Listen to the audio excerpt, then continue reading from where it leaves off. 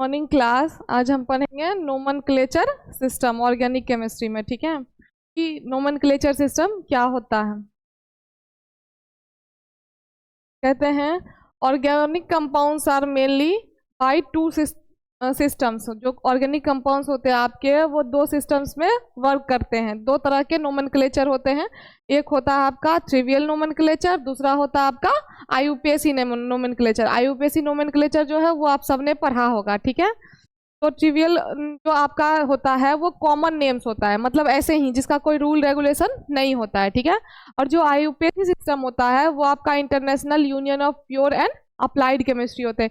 इसमें जो आप किसी कंपाउंड का नेमिंग करते हो उसके लिए आपको क्या करना होता है, प्रॉपर रूल फॉलो करके फिर आपको नेमिंग करना पड़ता है। ठीक है, तो कहता है कि जो पहला आपका है ट्रिवियल नेम सिस्टम, में कहता है आपका trivial names are non systematic names. इसमें कोई सिस्टमेटिक नेम्स नहीं होते, मतलब कि कोई रूल रेगुलेशन नहीं होते हैं नेम्स बनाने के लिए। ठीक है, बिना सिस्टम के ये नाम रखे जाते हैं। ठीक है, फिर कहता है कि they are usually based on the source from which are they the compound was first obtain. ये मेनली किस पे डिपेंड करता है कि कौन सा कंपाउंड पहले ऑब्टेंड हुआ। जो कंपाउंड पहले ऑब्टेंड होगा उसी का पहले नाम लिखाएगा। ठीक है, किसमें, ट्रिवियल नोमेनक्लेचर में। मतलब ये नहीं रहेगा कि इसमें प्रीफिक्स क्या है, सफिक्स क्या है, वर्ड रूट क्या है, कुछ भी नहीं। सिर्फ क्या होगा कि जो भी कंपाउंड पहले आपका ऑब्टेंड होगा उसी का नाम पहले लिखाएगा। ठीक है, फिर कहता है कि there are no fixed rules for naming compounds in this system. Trivial system में कोई भी रूल रेगुलेशन नहीं है किसी भी कंपाउंड को नेमिंग करने के लिए। ठीक है, जैसे कि एग्जाम्पल में यहाँ लेते हैं हम कि ऑर्गेनिक कंपाउंड में आ गया आपका CH4, जिसको हम कहते हैं, जिसका सोर्स है आपका मार्स प्लेसेस। ठीक है, मार्स प्लेसेस। अब इसका ट्रिवियल नेम क्या हो गया, मार्स गैस, क्योंकि ये इस सोर्स मार्स से आया इसीलिए इसका क्या हो गया नेम, मार्स गैस। ठीक है, फिर आया C2H5OH, जिसको हम कहते हैं कि ये जो आपका होता है ये फ्रॉम बार्ली कहते हैं इसको। जो जय होता है ना, जो क्या कहते हैं नॉर्मली लैंग्वेज में जिसको आप जय बोलते हो। ठीक है, इसी से ये ऑब्टेंड होता है, जिसको हम कहते हैं, इसका नेम अगर इसका अगर ट्रिवियल सिस्टम में अगर नाम यूज करो तो इसको सिंपली नाम क्या होता है, ग्रेन एल्कोहल, क्योंकि जो जो होता है वो भी किस में आता है, ग्रेन्स में ही आता है। ठीक है, अब है CH3COOH, इसको कहते हैं कि विनेगर। तो विनेगर से आया इसलिए इसका जो ट्रिवियल नेम हो गया वो क्या हो गया, विनेगर। ठीक है, अब वैसे ही है CH3OH, जो कि आपका होता है डिस्टिलेशन ऑफ वुड, मतलब कोई वुड को आप डिस्टिलेशन करके क्या करते हो, क्या ऑब्टेन करते हो, मिथाइल स्पिरिट, इसीलिए इसका नाम क्या हो गया, मिथाइल स्पिरिट। फिर आ गया NH2CONH2, तो ये हो गया कहाँ से, फ्रॉम यूरिन। अब जो यूरिन से आया उसको हम क्या कहेंगे, यूरिया कहेंगे। ठीक है, क्योंकि अब ट्रिवियल नेम सिस्टम है तो इसका कोई लेना देना नहीं है, जो सोर्स से आया उसी के हिसाब से उसका नाम पड़ जाएगा। ठीक है, तो दूसरा आपका क्या है, CH3CHOHCOOH, तो ये हुआ आपका फ्रॉम लेक्टम। लेक्टम से आया इसीलिए इसको हम क्या कहेंगे, लैक्टिक एसिड। फिर आपका आ गया CHOOH, ये आया आपका रेड एंट, जो लाल चींटियां होती है ना, तो वहां से आई, तो इसलिए हम इसको क्या कह देंगे, फॉर्मिक एसिड। ठीक है, तो ये था आपका ट्रिवियल नोमेनक्लेचर, कि ये जो आपके ऑर्गेनिक कंपाउंड जितने भी होंगे उनका जो बेसिकली नेम डिपेंड करेगा वो कहाँ पे डिपेंड करेगा, उनके सोर्स पे। ठीक है, कि उसका सोर्स क्या है उसी के हिसाब से उसका नाम रखा जाएगा। ठीक है, अब कहता है कि prefix use in trivial names, जो आपके प्रीफिक्स यूज होते हैं ट्रिवियल नेम से वो है प्रीफिक्स एन, प्रीफिक्स आइसो और प्रीफिक्स नियो। ठीक है, आइसो नियो बोलते हैं ना, तो वो जो आपके यूज होते हैं प्रीफिक्स वो मेनली किस में होते हैं, ट्रिवियल में। ठीक है, और जो आपके आईयूपीएसी में होते हैं वो होते हैं primary prefix, secondary prefix, primary suffix, secondary suffix. ठीक है, लेकिन जो आपके ट्रिवियल नेम्स में होते हैं यूज उसको हम क्या कहते हैं, प्रीफिक्स एन, प्रीफिक्स आइसो और प्रीफिक्स नियो। ठीक है, तो जो बेसिकली आपका प्रीफिक्स एन होता है वो होता है use when all carbon atoms are in one continuous chain, जब सारे ही कार्बन एटम क्या हो, एक कंटिन्यूअस चेन में हो। जैसे कि आपका ये देखो CH3 CH2 CH2 CH3, ये क्या है आपका एक स्ट्रेट चेन है, तो इसीलिए हम इसको क्या कहेंगे, एन ब्यूटेन। ब्यूटेन इसलिए क्योंकि 1 2 3 4 कार्बन है इसीलिए ब्यूटेन। ठीक है, तो जो आपके स्ट्रेट चेन कार्बन होंगे, जो मतलब कितना भी लंबा चेन हो लेकिन वो क्या हो, स्ट्रेट है तो उसको हम एन ब्यूटेन कहेंगे। अगर 5 कार्बन है तो एन पेंटेन कहेंगे, 6 होगा तो हेक्स, मतलब वो बढ़ाते जाओगे आप, ठीक है, जिस तरीके से होगा। अब दूसरा कहता है प्रीफिक्स आइसो, ठीक है। आइसो का मतलब क्या होता है, सेम होता है, ठीक है। कहता है कि used when one methyl group is attached to the second last carbon atom of continuous chain. देखो ये क्या है, कंटिन्यूअस चेन है ना। मिथाइल ग्रुप यहाँ पे क्या हो गया, CH3 हुआ, CH3 हुआ मिथाइल ग्रुप। अब कहता है कि जो सेकेंड लास्ट कार्बन है, मतलब लास्ट से एक पहले, ठीक है, उससे अगर मिथाइल ग्रुप अटैच होता है तो वहां पे हम क्या लगाएंगे, आइसो, ठीक है। अब मान लो कि इधर से तुम गिनती करो 1 2 3 या फिर 1 2 3, दोनों ही तरफ से करो तो बीच में मिथाइल ग्रुप अटैच है ना। क्या होता है कि इधर भी देखो 3 कार्बन जब होता है तो आप चाहे इधर से नोमेनक्लेचर करो चाहे इधर से करो, सेम ही वो जाएगा, है ना।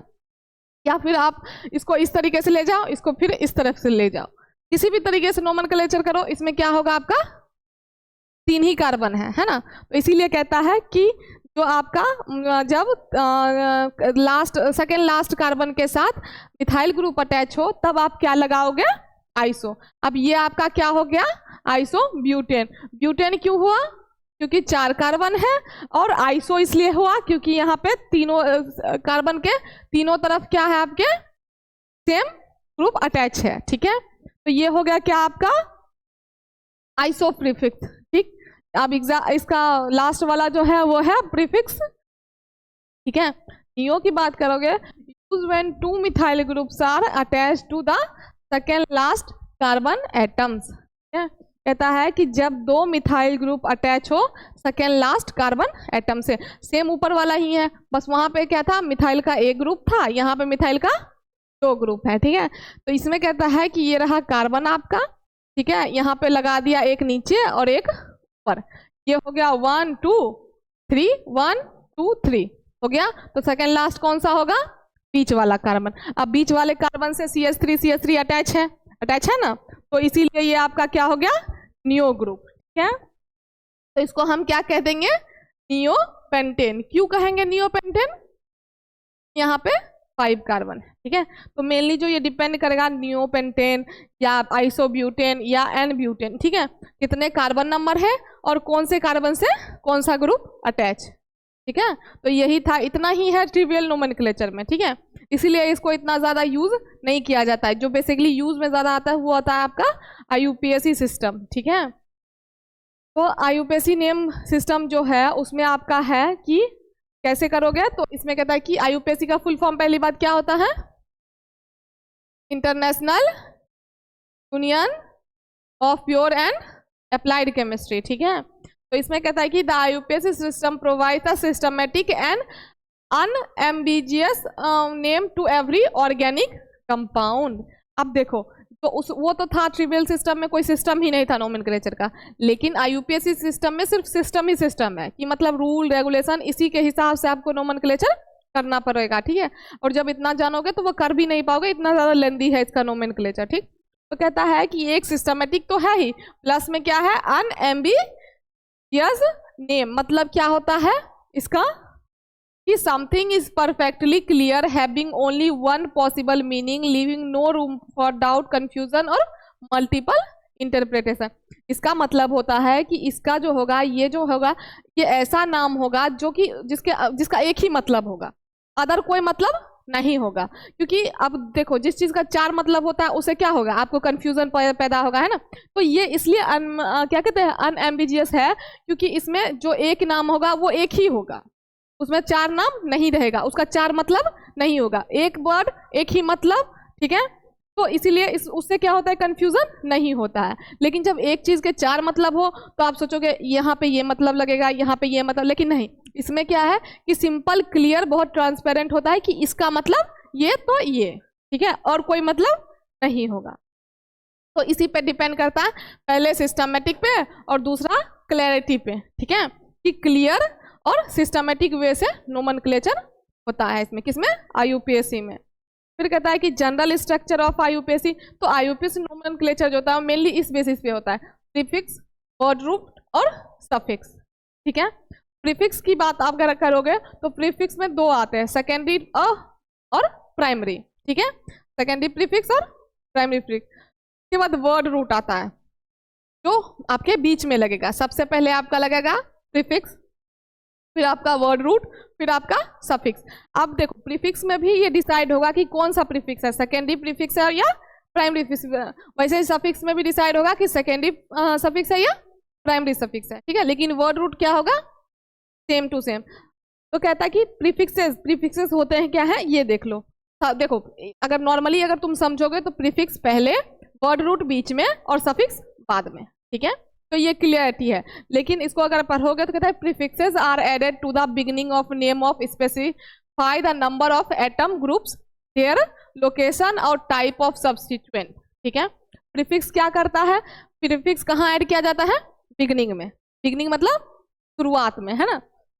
और क्या कहता है कि ये आपको स्पेसिफाई करता है नंबर ऑफ एटम्स और ग्रुप, कितने नंबर ऑफ एटम या ग्रुप प्रेजेंट है, ठीक है। दूसरा क्या कहता है, लोकेशन, मतलब किस पोजीशन पे, 1 नंबर पे, 2 नंबर पे, 3 नंबर पे, किस पोजीशन पे वो अटैच है। ऐसे लिखते हो ना 1 2 डाइमिथाइल, 1 3 डाइमिथाइल, ऐसे करके लिखते हो ना, तो वो क्या हुआ, लोकेशन हुआ कि 1 पे प्रेजेंट है या 2 पे प्रेजेंट है, ठीक है। और कितने नंबर में मतलब कितने एटम, जैसे कि डाई लिखते हो, ट्राई लिखते हो, तो मतलब डाई मतलब 2 ग्रुप प्रेजेंट है, ट्राई मतलब 3 प्रेजेंट है, ठीक है। तो इस तरीके से। और कहता है कि सब्स्टिट्यूएंट, मतलब कि जैसे कि अब मान लो कि CH के साथ कोई और ग्रुप अटैच है तो वो क्या हो जाएगा, आपका सब्स्टिट्यूएंट हो जाएगा। तीनों के ही बारे में कौन बताता है आपको, प्रीफिक्स, ठीक है। अब जैसे एग्जाम्पल में यहाँ पे लिया है कि लाइक डाई मतलब 2, ट्राई मतलब 3, साइक्लो मतलब रिंग। जैसे कि अगर रिंग स्ट्रक्चर है तो हम उसको क्या लिख देंगे, साइक्लो, ठीक है। फिर आपका हो गया क्लोरो, जैसे क्लोरीन का हो गया क्लोरो, ब्रोमो, ब्रोमीन को हो गया ब्रोमो। ये सब आपके किस में आएंगे, प्रीफिक्स में, है ना। जैसे 1 2 डाई ब्रोमो, है ना, 1 3 डाई क्लोरो, है ना। तो ये सारे क्या हो गए, आपके प्रीफिक्स हो गए, ठीक है। फिर कहता है helping to ambiguously describe a molecule's structure with common numerical ones being mono, di, tri और टेट्रा। कहता है कि एक तो क्या करता है, जो कोई भी स्ट्रक्चर को क्लियर स्ट्रक्चर आपको बताता है, और प्लस में आपको जो न्यूमेरिकल उसका है उसको भी क्लियरली बताता है कि कौन सा मतलब है, मोनो है मतलब 1 है, डाई है मतलब 2 ग्रुप प्रेजेंट है, ट्राई है मतलब 3 ग्रुप प्रेजेंट है, या टेट्रा है मतलब 4 ग्रुप प्रेजेंट है, ठीक है। तो ये सारे किस में आ गए हैं, आपके प्रीफिक्स में। फिर आपका कहता है कि वर्ड रूट, कहता है कि word root is the basic unit of name and represent the number of carbon atoms in the parent chain. अभी जो आपने पढ़ा था ना आइसोब्यूटेन, तो जो ब्यूटेन का ब्यूट हुआ वो क्या हुआ, आपका वर्ड रूट हुआ। मतलब किस एक स्ट्रक्चर में कितने कार्बन प्रेजेंट हैं वो क्या कहलाएगा, आपका वर्ड रूट कहलाएगा, ठीक है। अगर पेंटेन है तो पेंट, अगर हेक्सेन है तो हेक्स, ये सब क्या हुआ, उसका वर्ड रूट हुआ, ठीक है। ब्यूटेन है तो ब्यूट, प्रोपेन है तो प्रोप, है ना। ये सारे क्या होते हैं, वर्ड रूट होते हैं। मतलब कि जो बीच मेनली ये होता है कि नंबर ऑफ कार्बन, जितने नंबर ऑफ कार्बन है उसका शुरू का हमको ले लेना है, ठीक है। ये हो गया आपका वर्ड रूट। फिर आता है सफिक्स।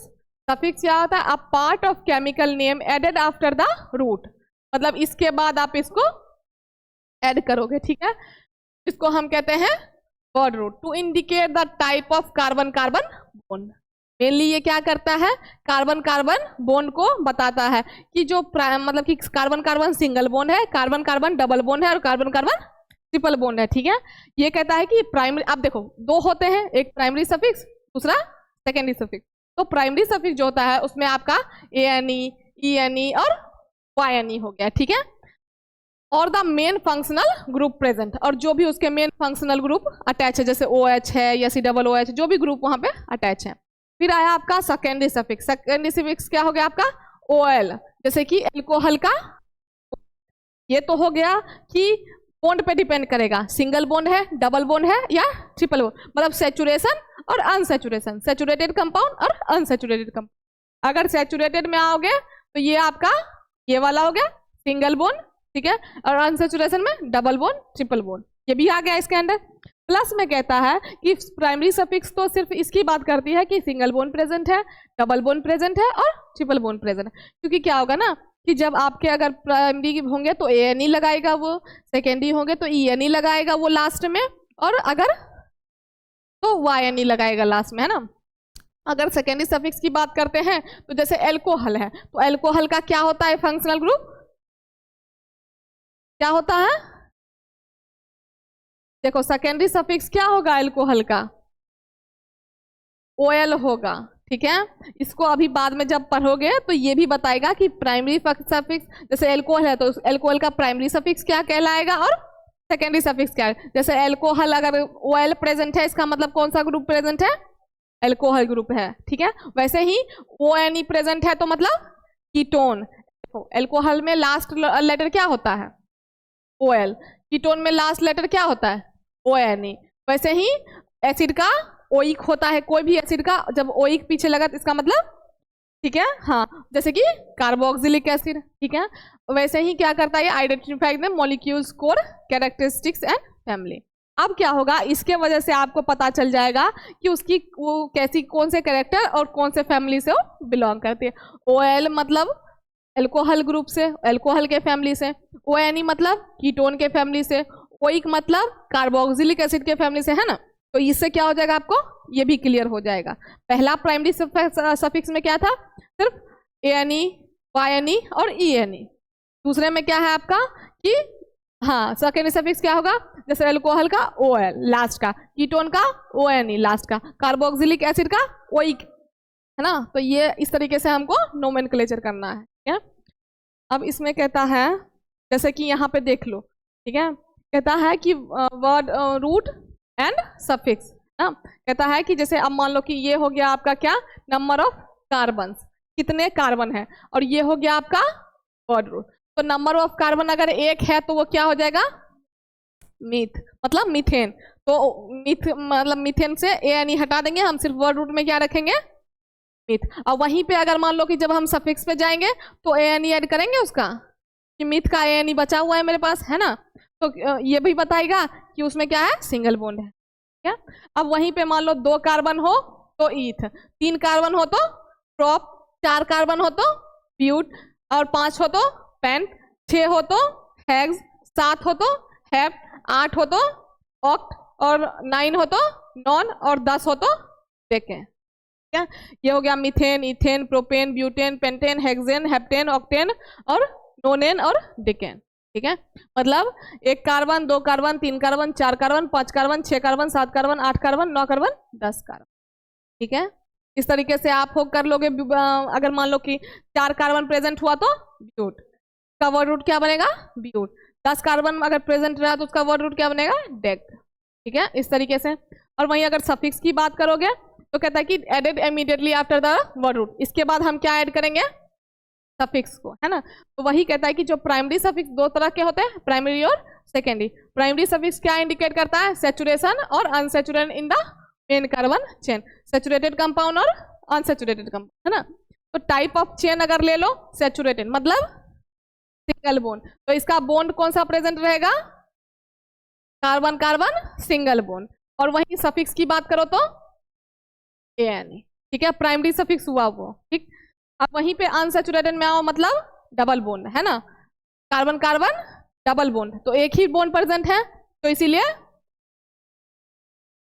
क्या लगेगा, ENE, क्योंकि डबल बॉन्ड प्रेजेंट है। वहीं फिर से अनसैचुरेटेड है, यहाँ पे क्या है आपका, 2 डबल, मतलब कि 2 कार्बन कार्बन डबल बॉन्ड है ना, 2CC डबल बॉन्ड, है ना। तो इसको हम क्या कहेंगे, डाइन। अगर यहाँ पे 3 होता है तो ठीक है, सिर्फ क्या करना है हमको, उस नंबर कितना है वो जोड़ना है, और कौन सा सफिक्स है, मतलब डबल बॉन्ड है या, ठीक है। अब है अनसैचुरेटेड में ही क्या आया आपका, एक आया ट्रिपल बॉन्ड, तो क्या हो जाएगा, सिर्फ YN। वहीं पे अगर 2 ट्रिपल बॉन्ड आएगा तो डाई-YN, है ना। और वहीं पे 2 3 आया तो ट्राई-YN, है ना। तो इस तरीके से आप इसका नोमेनक्लेचर करोगे, क्लियर। अगर सेकेंडरी सफिक्स की बात करो तो सेकेंडरी सफिक्स में क्या है आपका कि added after the primary suffix. अब जब वो YNE, ट्राई-YNE ये सब ऐड किया हुआ आपका खत्म हो जाएगा, उसके बाद कौन सा आएगा, secondary suffix added after the primary suffix, क्या, प्राइमरी सफिक्स के बाद ऐड करना है। और कहता है कि indicate the functional group present, इसमें क्या होगा कि जो फंक्शनल ग्रुप प्रेजेंट होगा उस पर डिपेंड करेगा, है ना। जैसे कि एल्कोहल का फंक्शनल ग्रुप क्या होता है, OH, और सेकेंडरी सफिक्स OL। एल्डिहाइड का देखो अक्सर क्या होता है ना, सेकेंडरी सफिक्स उसके नाम में ही रहता है, ठीक है। कभी तुम्हारा पीछे का, कभी तुम्हारे आगे का रहेगा, ठीक है। तो जैसे कि ना एल्कोहल को लोगे तो OL बनेगा, ठीक है, OL हो गया। वहीं एल्डिहाइड का लोगे तो उसके आगे वाला रहता है AL, ठीक है। तो इस तरीके से तुम याद कर सकते हो। कार्बोक्सिलिक एसिड का क्या होगा आपका ओइक एसिड, ठीक है। अमीन्स का क्या हो जाएगा आपका अमीन ही रहेगा, और नाइट्राइल्स का क्या होगा नाइट्राइल ही रहेगा, एसिड अमाइड का अमाइड रहेगा, ठीक है। उसके बाद अगर कीटोन की बात करो तो ONE, ठीक। उसके बाद अगर ईस्टर की बात करें तो अल्काइल OH, ठीक है। ये हो गया किसका ईस्टर का। एसिड क्लोराइड का क्या हो जाएगा आपका OYl क्लोराइड, ठीक है। और जो आपका थायोल्स का क्या होगा थायोल ही रहेगा। तो मेनली जो आपको इसमें याद करना है वो आपको एसिड क्लोराइड का याद करना है, इसमें भी ज्यादा याद करना है, बस आपको OYl इसका याद करके रखना है, ठीक है। उसके बाद ईस्टर में ईस्टर का आपको याद करना है, कीटोन का आपको याद करने की जरूरत नहीं है, कार्बोक्सिलिक एसिड का आपको याद है ना। तो मेनली अगर ये दो याद कर लोगे तो बाकी के जो सेकेंडरी सफिक्स है उनके नाम में ही है, ठीक है। तो इसलिए ज्यादा मेहनत नहीं करना पड़ेगा। क्लियर है यहाँ तक सबको? चलो ठीक है, अब नेक्स्ट क्लास में हम प्रीफिक्स के बारे में पढ़ेंगे, ठीक।